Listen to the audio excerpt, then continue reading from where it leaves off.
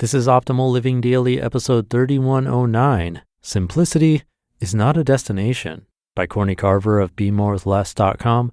And I'm your narrator, Justin Malik, reading you blogs every single day of the year, including holidays. And we're going to get right to today's post as we optimize your life.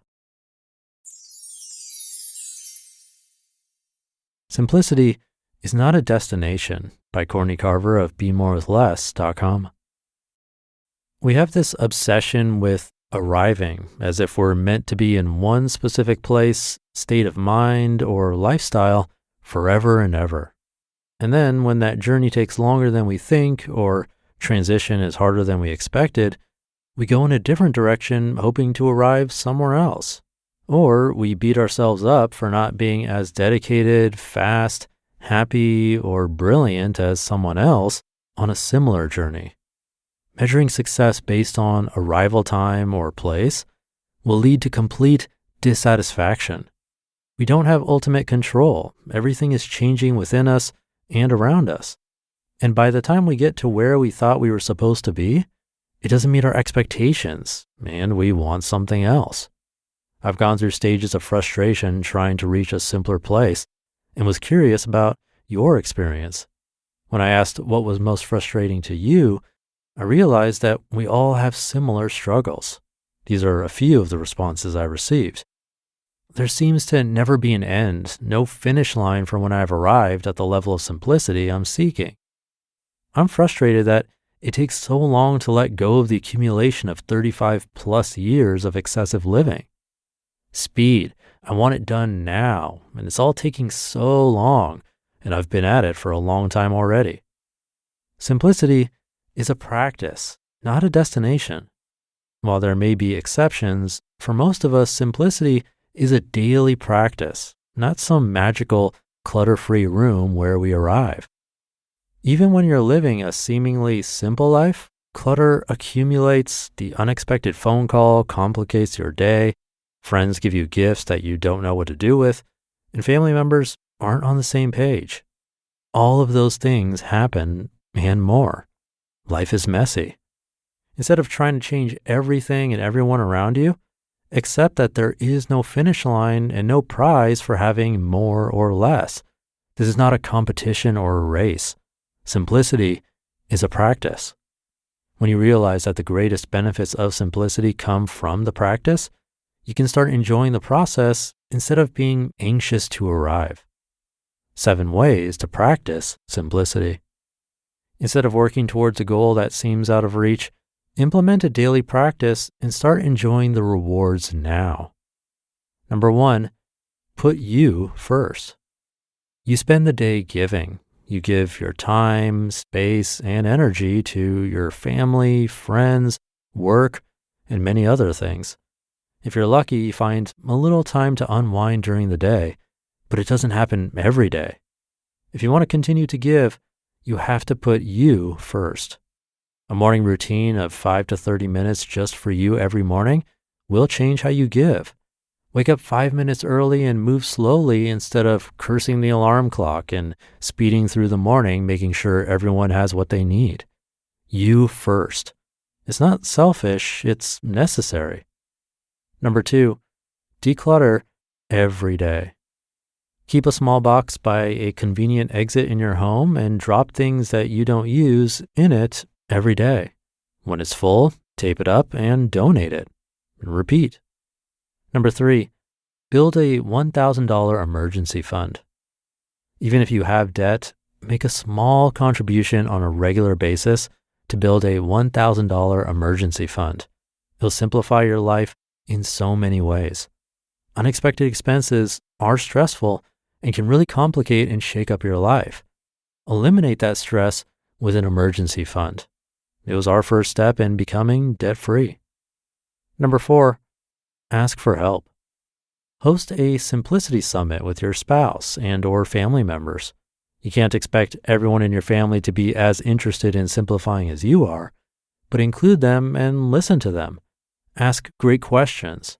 Celebrate progress and highlight some of the benefits you've enjoyed as a result of simplifying.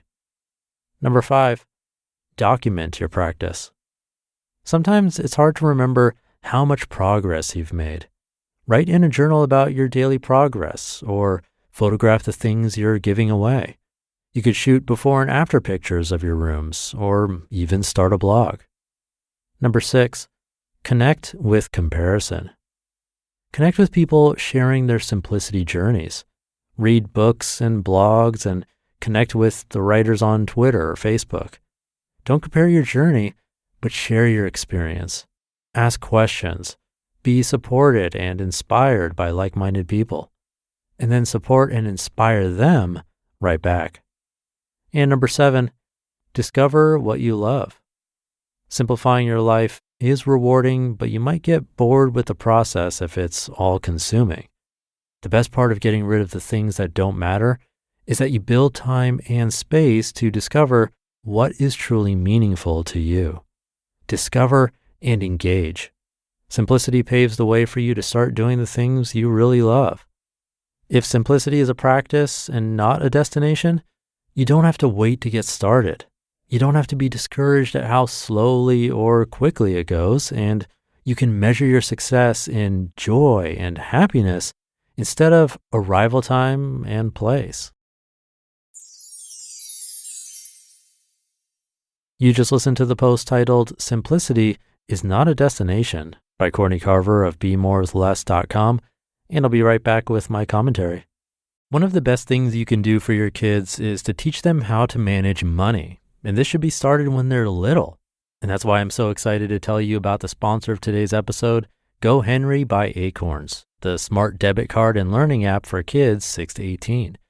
GoHenry helps kids learn about all things money, earning, spending, saving, budgeting, and so much more.